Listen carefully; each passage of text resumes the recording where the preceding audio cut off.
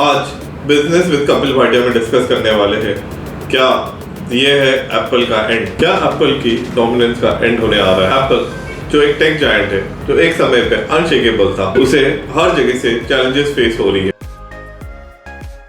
जैसे sales decline, geopolitical tension और market disruption. फिर हम समझते ये चैलेंजेस डिटेल में। आईफोन जो एप्पल का कोहिनूर है, उसका आजकल शाइन कम होते जा रहा है। आप सोच रहे कि क्यों?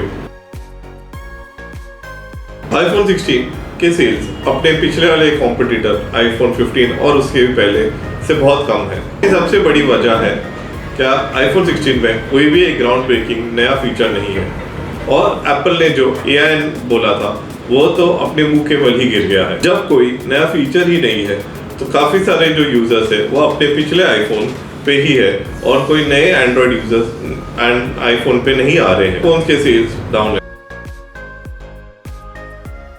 ट्रेड बैरियर्स और जियोपॉलिटिकल टेंशन भी एप्पल को हर्ट कर रहा है। अब आने के बाद जो टैरिफ लगा देंगे चाइना के इंपोर्ट पे, तो उसकी वजह से आईफोन बहुत ही महंगा हो जाएगा और एप्पल को ये बहुत हर्ट होगा।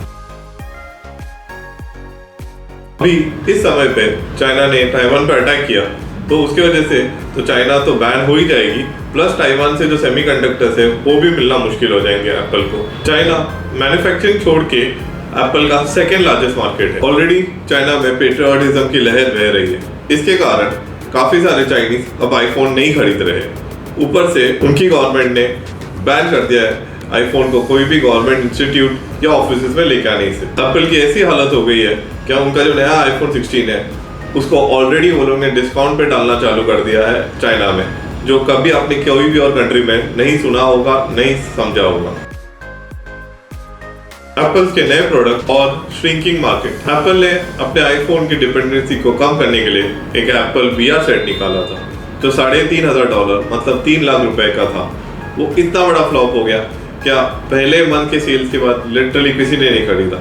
उसमें ना कोई ऐप्स है, ना कोई फंक्शनैलिटीज है। अभी वो आइडिया को बचाने के लिए वो एक चीपर वर्जन मतलब अराउंड $1,500 से $2,000 मतलब 1.5 लाख तक की नया VR हेडसेट निकालेंगे। बट मुझे लगता नहीं है ये VR हेडसेट का कुछ यूज होने वाला है। ऐसा नहीं है कि एप्पल के हर एक प्रोडक्ट इतने अच्छे नहीं बन रहे। एप्पल का जो नया मैक प्रोसेसर आया M4 वो बहुत अच्छा है, बट प्रॉब्लम यही है क्या जो PC मार्केट है वो डिक्लाइन में है, तो इसके वजह से वो इतना रेवेन्यू नहीं लेके आ रहा है। एप्पल टैबलेट में भी किंग है, बट प्रॉब्लम वही है क्या वो ऐसा किंग है जिसका किंगडम कम होते जा रहा है। एप्पल पे anti trust and service dependency. Already European union Apple के हाथ धो के पीछे पड़ा है। उन्होंने उनके ऊपर एंटी ट्रस्ट लॉस चालू कर दिए है, रेगुलेशन, जिसके कारण एप्पल को अपना एप्पल स्टोर भी ओपन करना पड़ा थर्ड पार्टीज के लिए, और डिफॉल्ट ब्राउजर भी चेंज करने को अलाउ करना पड़ा। इसके वजह से जो एप्पल टैक्स होता है 30% का, वो लिटरली निकल जाएगा और एप्पल का जो ग्रोइंग रेवेन्यू था एप्पल स्टोर से वो कम हो जाएगा। इसके कारण एप्पल की जो आईफोन पे मोनोपोली है वो लिटरली खत्म होने पे आ रही है। एप्पल के लिए बैड न्यूज तो खत्म ही नहीं हो रही है। गूगल जो एप्पल को $20 बिलियन देता है उसको अपना गूगल को डिफॉल्ट सर्च इंजन रखने के लिए एप्पल आईफोन में सफारी ब्राउजर पे, वो भी एंटी ट्रस्ट रेगुलेशन में फंस गया है। इसके कारण यूरोपियन यूनियन बोलने वाली है कि जो $20 बिलियन आपको दे रहे हैं एप्पल को वो बंद कर दिया जाए। ये $20 बिलियन एप्पल का नियरली 20% प्रॉफिट है, तो अभी ये प्रॉफिट भी गिर जाएगा तो एप्पल की क्या हालत होगी आप सिर्फ इमेजिन नहीं कर सकते। इवन जो स्मार्टफोन मार्केट है वो भी जितने तरीके से ग्रो हो रहा था वो परसेंटेज ग्रोथ भी कम हो गया है। काफ़ी लोग आजकल अपने स्मार्टफोन को नियरली 3 से 5 साल रखते हैं।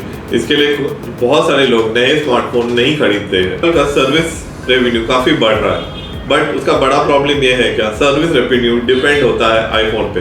जब तक आईफोन के सेल बढ़ रहे हैं तब तक सर्विस रेवेन्यू बढ़ेगा, बट जैसे आईफोन के सेल डाउन हो जाएंगे तो कौन खरीदेगा एप्पल क्लाउड, कौन खरीदेगा एप्पल म्यूजिक, कौन खरीदेगा एप्पल केयर। इसके वजह से एप्पल का डिक्लाइन शुरू।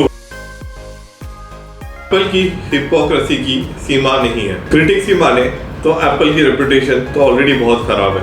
एप्पल जो एक साइड पे बोलता है क्या मैं फ्री स्पीच को सपोर्ट करता हूँ, वही दूसरे साइड पे जब हांगकांग में प्रोटेस्ट हो रहा था तो वो प्रोटेस्टर के नाम, एड्रेस, डिटेल सब कुछ उन्होंने चाइनीज कम्युनिस्ट पार्टी को दे दिए थे। अभी तो एप्पल इतनी अमीरी कंपनी हो गई है कि वो अपने एम्प्लॉयज को भी बख्श नहीं रही है, उनके के ऊपर भी उनके फोन के थ्रू स्पाई कर रही है। और यार ये तो बोलते हैं कि यूएसए स्पाई कर रही है, तो खुद ही ये कंपनी स्पाई कर रही है उनके ऊपर। इसके कारण जो एप्पल की रेपुटेशन है वो और गिर गई है।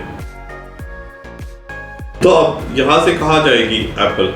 एक साइड पे उनके पास कोई नया ग्राउंड ब्रेकिंग प्रोडक्ट नहीं है, उनका जो मार्केट है वो भी श्रिंक होते जा रहा है, और ग्लोबल चैलेंजेस इतने बढ़ रहे हैं क्या सब लोग एप्पल और गूगल और उनके सारी बड़ी बड़ी कंपनीज को टारगेट कर रहे हैं। तो आपको क्या लगता है ये लास्ट 20 साल की एप्पल की सबसे कठोर चुनौती है? क्या हम एप्पल का फॉल देख रहे हैं? हमने रिसेंटली अभी देखा है क्या इंटेल जैसी बड़ी कंपनी जो एक समय पे मोनोपोली थी उनकी, अभी टोटली डिस्ट्रॉयड हो गई है।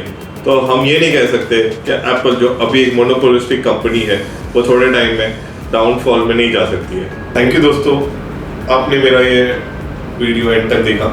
अभी एक क्वेश्चन है आप लोग के लिए, आपको पता होगा कि कब फर्स्ट आईफोन रिलीज हुआ था?